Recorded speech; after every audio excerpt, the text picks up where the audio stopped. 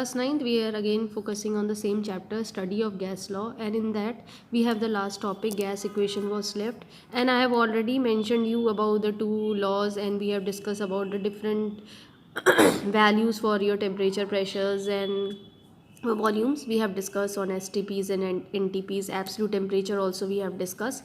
So I am just giving you a small idea about Boyle's law and Charles law. If you remember, we have discussed about these three parameters, temperature, pressure and volume of the gas. ठीक है ना? तो ये these three parameters were there, and we were seeing in these two laws the two parameters were there and one was kept as constant. If you remember your Boyle's law, then you must be remembering that pressure and temperature was there, pressure and volume of gas was there and temperature was kept constant. ठीक है ना? Then only we get it P1 V1 is equals to P2 V2, है ना? But if you talk about Charles law, then in that case your equation was like that, V1 upon T1 is equals to V2 upon T2, and your pressure was kept constant, right? So two parameters were there, volume and temperature was there in case of Charles law, and your pressure was kept constant. Boyle's में two parameters, pressure of the gas and volume of the gas, and temperature was kept constant. But in the gas equation you will see all the three parameters are required. So in this equation is used for in a chemical calculations for calculating the change in the volume of the gas, pressure और temperature. तो कोई भी आप इन तीनों में कुछ भी changes हो सकता है. So that was a equation was designed and that equation was known as gas equation. You are getting my point कि basically gas equation से आप ये तीनों matters जो parameters है उनको आप calculation कर सकते हैं. भाई temperature में change होगा, जो भी pressure में change होगा, volume में change होगा. अगर आप ये पीछे वाले अपने फॉर्मूले फोकस करें जो मैंने P1 V1 या is equals to P2 V2 दिया रखा है, ये क्या इंडिकेट कर रहे हैं? चेंज. जैसे प्रेशर था पहले इनिशियल कंडीशन थी, ये फाइनल कंडीशन है P2. V1 इनिशियल कंडीशन थी, V2 क्या है? फाइनल कंडीशन है. ऐसी चार्ल्स में देखिए V1 और V2 ये क्या है? 1 जो कंडीशन इनिशियल स्टेट को इंडिकेट कर रहा है, 2 जो है फाइनल स्टेट को. ऐसी टेम्परेचर में T1 जो है इनिशियल स्टेट को इंडिकेट कर रहा है, T2 जो है फाइनल स्टेट को. इसमें क्या है, तीनों ही पैरामीटर्स जो हैं आप चेंज कर सकते हैं, तीनों को आप कैलकुलेट कर सकते हैं. तो इसको आप ध्यान देना कि आप इस गैस इक्वेशन में थ्री पैरामीटर्स आते हैं, three parameters can be change.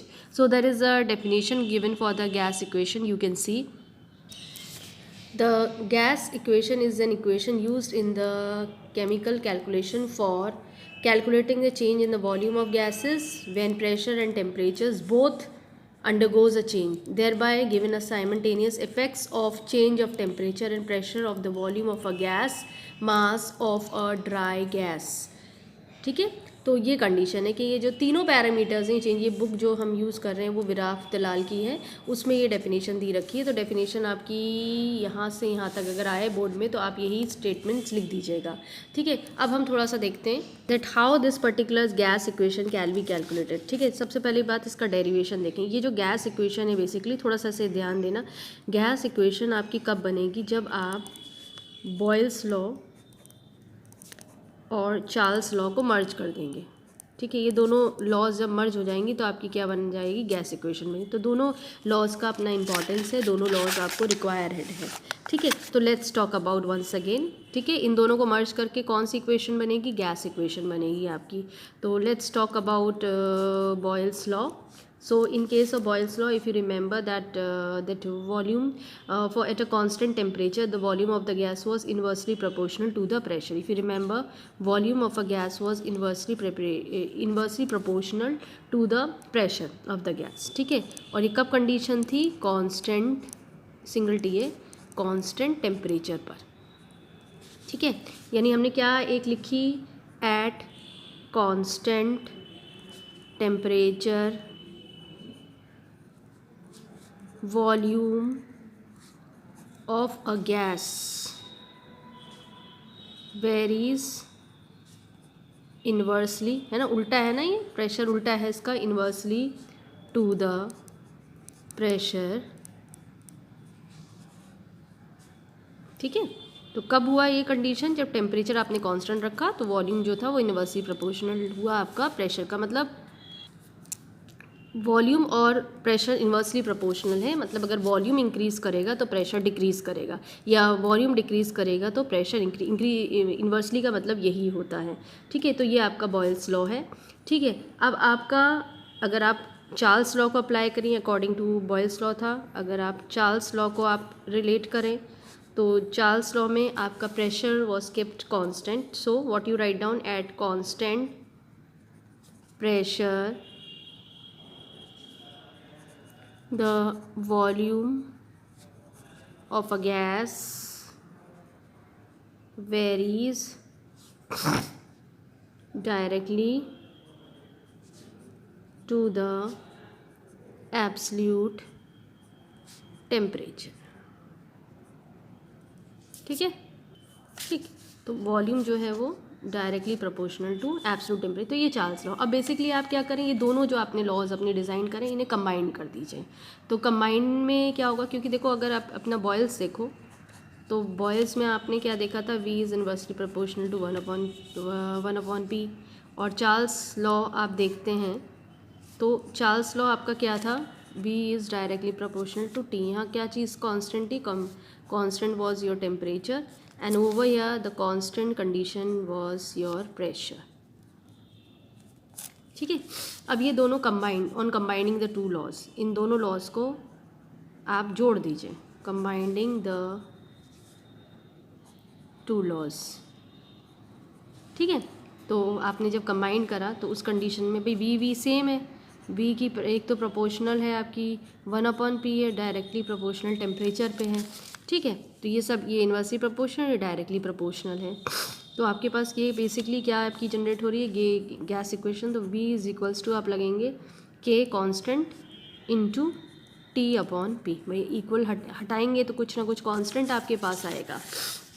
सो ये क्या हो गया, इसको आप ऐसे भी लिख सकते हैं, यहाँ पे इसको ले जाइए, ये ऊपर आ जाएगा, ये सॉरी इसमें नहीं, ये यहाँ पे 1/T पे आएगा, ये इधर ले जाइए। तो PV is equals to K, T यहाँ नीचे चला जाएगा डिवीजन में, क्योंकि K की वैल्यू आपको निकालनी तो ये ऊपर जाएगा, मल्टीप्लिकेशन और डिवीजन में जाएगा। तो ये आपका क्या था, एक कांस्टेंट है, और ये बेसिकली आपकी क्या हो गई है, ये पूरी आपकी गैस इक्वेशन है।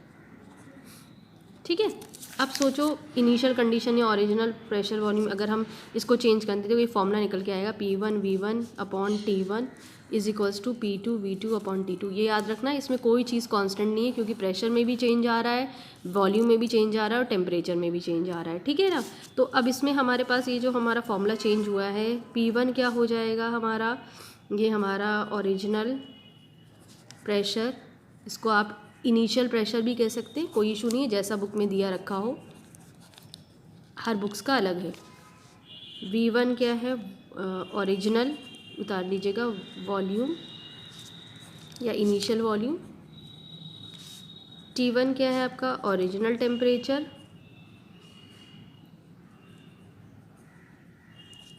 या इनिशियल टेम्परेचर,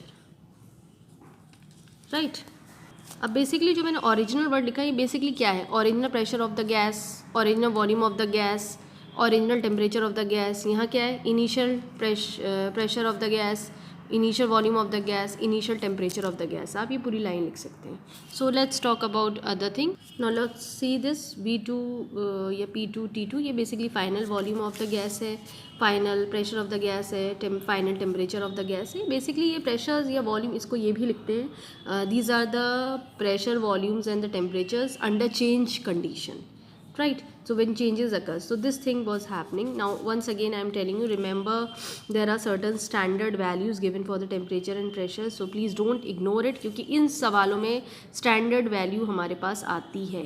तो स्टैंडर्ड अगर आप टेम्परेचर यूज़ करेंगे, बाई चांस अगर नहीं दिया रखा है तो दिया होगा कि STP पे बताइए, तो या NTP पे, ठीक है, STP या आप कह सकते हो NTP, standard temperature pressure, normal temperature pressure. ठीक है, इसका भी फुल फॉर्म हम बता देते हैं, जैसे चलो यहाँ standard temperature pressure full form है, ठीक है इसका, और इसका हो जाएगा नॉर्मल टेम्परेचर प्रेशर। ठीक है, ये वैल्यूज़ क्योंकि इंपॉर्टेंट हो जाती हैं तो हम लोग को थोड़ा याद रखना, अगर STP वर्ड लिखा हो, NTP लिखा हो, तो उस कंडीशन में आप स्टैंडर्ड टेम्परेचर की क्या वैल्यू यूज़ करेंगे, what values you will take. So that is 0 degree Celsius या 0 degree centigrade it's equals to, तुम्हें मालूम है 0 + 273 हम कैल्विन में कन्वर्ट करते हैं तो 273 कैल्विन आएगा। ठीक है, अगर हम स्टैंडर्ड प्रेशर की वैल्यू अगर हम लेके चलते हैं तो 760 सेंटीमीटर ऑफ Hg, अगर सेंटीमीटर में है 76 mm, 760 mm of G, 76 centimetre of Hg, ठीक है, या फिर 1 एटमॉस्फेयर प्रेशर, ठीक है। कभी कभी वॉल्यूम्स की भी कुछ कुछ स्टैंडर्ड वैल्यूज़ दी रहती है, तो वैसे वॉल्यूम को इतना इम्पॉर्टेंट नहीं मानते, लेकिन फिर भी कभी कभी अगर वॉल्यूम्स के केस में रहे, ठीक है, वैसे तो rare of the rare case होता है, लेकिन फिर भी स्टैंडर्ड वॉल्यूम की अगर हम बात करते हैं 22.4 लीटर्स अगर लीटर्स में है, और 22400 मिलीलीटर्स, यही दो वैल्यूज़ होती हैं जो रेयर केस होता है, इन्हीं पे ही ज़्यादा फोकस करते हैं हम लोग। तो I think you have understand my concept, how it is been there. Now let's talk about few more things in it. We are focusing on the this thing gas equation, तो उसमें Charles की बारी आई है और boils की भी आई है, तो कुछ चीज़ों को थोड़ा सा हम और एक दो एग्जांपल्स इसी में डिस्कस कर लेते हैं। कराना तो पीछे चाहिए था, लेकिन थोड़ा सा काइनेटिक थ्योरी के बेसिस में बिहेवियर देख लीजिए। एक कंटेनर है, उसमें गैस भरी हुई है, ठीक है। अब टीचर ने क्या करा, आपको मालूम है कि चार्ल्स लॉ डिपेंड करता है volume is directly proportional to your temperature, this is the case, and your pressure is been kept constant, ठीक है। So now in this case suppose a point was there, जैसे हमने एक gas भरी रखी और हमने आपको कहा कि बेटा इसका मैंने टेम्परेचर जो है वो इंक्रीज़ कर दिया है, तो आपका आंसर क्या होना चाहिए कि आपको चार्ल्स लॉ में पता है कि volume is directly proportional to temperature, तो टेम्परेचर अगर आप इंक्रीज़ कर रहे हैं तो गैस का क्या है, वॉल्यूम भी आपका बढ़ जाएगा, ये आपको इंडिकेट है। लेकिन अब थोड़ा सा और चेंज करते हैं, मैंने टेम्परेचर अगर डबल कर दिया है, ठीक है, टेम्परेचर में डबल कर देती हूँ, तो what do you think about the volume of this thing, या व्हाट विल हैपन, ठीक है। So let's talk about it.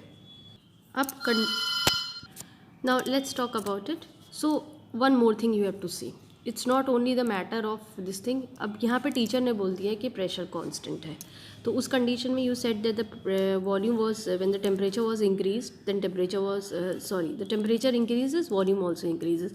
On other hand अगर आपने टेम्परेचर को डबल कर दिया है तो प्रेशर दिस थिंग आपका वॉल्यूम भी डबल हो जा रहा है। लेकिन यहाँ कुछ एक चीज़ और याद रखनी, अगर टीचर यहाँ नहीं बोल रहा है कि प्रेशर कॉन्स्टेंट है, थोड़ा सा आपको ध्यान देना है कि यहाँ पर हर चीज़ कांस्टेंट का मतलब ये नहीं होता कि प्रेशर एग्जिस्ट ही नहीं कर रहा है, मतलब during the course of the reaction temperature एक सा है। जैसे सपोज करो अगर आपने 2 एटमॉस्फेरिक प्रेशर यूज़ करा रखा है पूरे रिएक्शन में, टिल द एंड जब तक फाइनल कंडीशन नहीं आती प्रेशर वही रहेगा। अब यहाँ पे कंडीशन क्या हुई है, आपने टेम्परेचर को डबल कर दिया है, ठीक है। थोड़ा इसको अंडरस्टैंड करिए, the temperature is doubled. Basically what type of temperature, हम लोग ज़्यादातर एब्सोल्यूट टेम्परेचर को डबल करते हैं, तो उस कंडीशन में जो मॉलिक्यूल्स की काइनेटिक एनर्जी है वो भी तो डबल हो जाएगी, और ज़्यादा मूवमेंट करेंगे, ठीक है, और ज़्यादा एनर्जी आपकी लिबरेट होगी। तो जो काइनेटिक एनर्जी है आपकी, ठीक है, kinetic energy of the molecules also doubled, ठीक है। अब उस कंडीशन में क्या हुआ, जब काइनेटिक एनर्जी तो मॉलिक्यूल डबल हो गया, तो उस कंडीशन में आपका फ्रीक्वेंसी जो है with which the molecules collides with the wall of the container, वो भी इंक्रीज़ हो जाती है ना, वो भी इंक्रीज़ कर जाएगी, जिसकी वजह से प्रेशर जो है वो भी आपका डबल। इसको समझो, क्योंकि ये थोड़ा आपको अभी समझ में नहीं आ रहा होगा, मैम इंग्लिश में लिख रही है, इसको अच्छी से समझो। देखो एक कंटेनर है, उसमें गैस भरी है, मैंने टेम्परेचर को डबल कर दिया है, ठीक है। अब जो काइनेटिक एनर्जी थी मॉलिक्यूल, हर मॉलिक्यूल्स पोजेस करता है काइनेटिक, भाई मूव करेगा, एक दूसरे से कोलाइड करेगा, ये अंडरस्टैंड है, बात है, वो भी आपकी क्या हो जाएगी, डबल हो जाएगी, जो पहले थी उससे डबल हो चलेगी। अब क्या हो जाएगा, जो डबल इनकी काइनेटिक एनर्जी बढ़ गई है मॉलिक्यूल्स की, तो भाई ज़्यादा से ज़्यादा मॉलिक्यूल्स जो है भाई इधर उधर मूव करेंगे, तो ये वॉल के किनारों पे भी आएंगे, तो उस पर भी टकराएंगे, कोलाइड करेंगे, ठीक है। तो वो कोलिजन भी जो हो जाएगा वो भी डबल हो जाएगा, भाई हर चीज़ डबल होती जा रही है ना। टेम्परेचर बढ़ा, मॉलिक्यूल्स ने ज़्यादा काइनेटिक एनर्जी अपने अंदर डेवलप करी, वो भी डबल हो गई, जिसकी वजह से मॉलिक्यूल्स जो ज़्यादा जल्दी जल्दी इसमें टकराएंगे, अब स्पीड बढ़ जाएगी इनकी।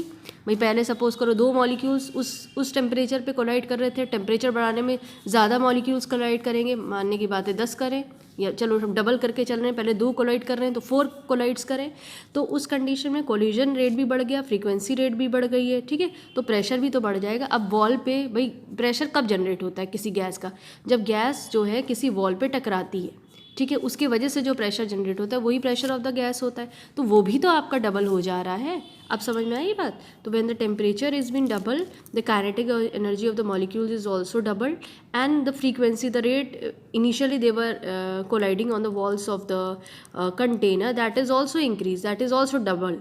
तो पहले अगर 2 कर रहे थे, अब क्या करेंगे, 4 करेंगे उस टेम्परेचर, क्योंकि बढ़ चुका है। तो ये थोड़ा सा एक आइडिया है जो हमें लेना चाहिए, कभी कभी इनडायरेक्ट रीजनिंग क्वेश्चंस आते हैं, so that you should understand this explanation is basically on the basis of kinetic theory or the behavior of the gases. So one of the important question, now we have already discussed about the gas equation in this video. We have discussed indirect questions, what all the standard values you have to use. Now let's talk about the numericals, but that portion I'll discuss in the next video, because numerical portion is very important of gas equation, so we'll discuss in the next video. Meanwhile you just focus on it.